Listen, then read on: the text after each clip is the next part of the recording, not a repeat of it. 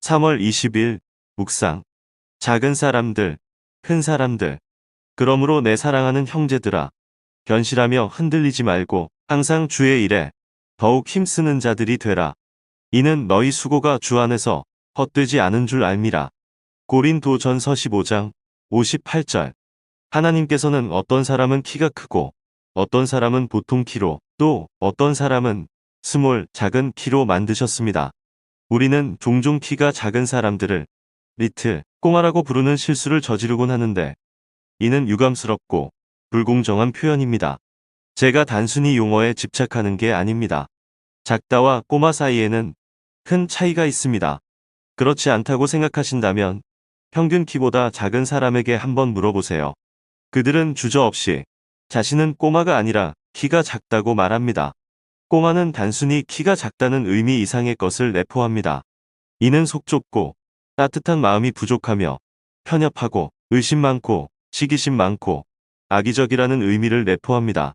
작은 사람들은 신체적 크기와 상관없이 타인의 성취, 특히 성공과 탁월함을 인정하는 것을 매우 어려워합니다.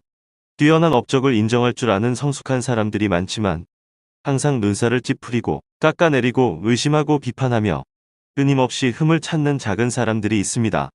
수십 년 전 미시간주 디트로이트에 작은 신생 회사가 하나 있었습니다. 살아남을 확률은 매우 낮았습니다. 하지만 고군분투하던 이 회사는 기준을 낮추지 않기로 결심했습니다. 그 회사의 탁월함과 장인정신은 절대 타협할 수 없는 것이었습니다. 평범함은 용납하지 않았고 싸구려에 그냥 버티자라는 식의 타협은 절대 용납하지 않았습니다. 당시 이 회사는 거대 기업의 일부가 아니었고 훨씬 크고 강력한 경쟁사들에 가려져 있었지만 이 끈질긴 독립회사는 자신들의 기준을 고수했습니다. 흥미롭게도 이 회사는 서서히 업계의 선두주자로 인정받게 되었습니다. 이 회사는 1915년 1월 2일자 세터데이 이브닝 포스트에 광고를 게재했습니다. 광고 내용은 다음과 같습니다. 리더가 감내할 비난. 인간 활동의 모든 분야에서 최고가 되는 자는 끊임없이 대중의 주목을 받습니다. 리더십이 사람에게 있든 제품에 있든 모방과 시기심은 항상 존재합니다. 문학, 음악, 산업 등 어떤 분야에서든 보상과 처벌은 항상 같습니다. 보상은 널리 인정받는 것이고 처벌은 가혹한 부정과 폄훼입니다. 한 사람의 작품이 전 세계의 기준이 되면 시기심 많은 소수의 공격 대상이 되기도 합니다. 그의 작품이 그저 평범하다면 그는 혹독한 비난 속에 홀로 남겨지겠지만 걸작을 만들어낸다면 수많은 사람들의 입방아에 오르내리게 될 겁니다. 평범한 그림을 그리는 화가에게 독서를 퍼붓지 않습니다. 당신이 무엇을 쓰든 그리든 연주하든 노래하든 만들든 당신의 작품에 천재의 흔적이 찍히지 않는 한 아무도 당신을 능가하려 들거나 폄훼하지 않을 것입니다. 위대한 작품이나 훌륭한 작품이 완성된 지 오랜 시간이 지나도 실망하거나 시기하는 사람들은 여전히 그런 것은 불가능하다고 외칩니다. 세상에서 휘슬러를 최고의 예술적 천재로 칭송한 후에도 예술계에서는 그를 사기꾼이라고 비난하는 악의적인 목소리들이 끊이지 않았습니다. 수많은 사람들이 바그너의 음악적 성질을 참배하기 위해 바이로이트로 몰려들었지만 그에게 밀려난 소수의 사람들은 그가 음악가가 아니라고 격렬하게 주장했습니다. 작은 세상은 풀턴이 결코 증기선을 만들 수 없을 것이라고 계속해서 항변했지만 큰 세상은 그의 배가 지나가는 모습을 보기 위해 강둑으로 몰려들었습니다. 지도자는 지도자라는 이유만으로 공격을 받으며 그를 따라잡으려는 노력은 그 지도력을 입증하는 또 하나의 증거일 뿐입니다.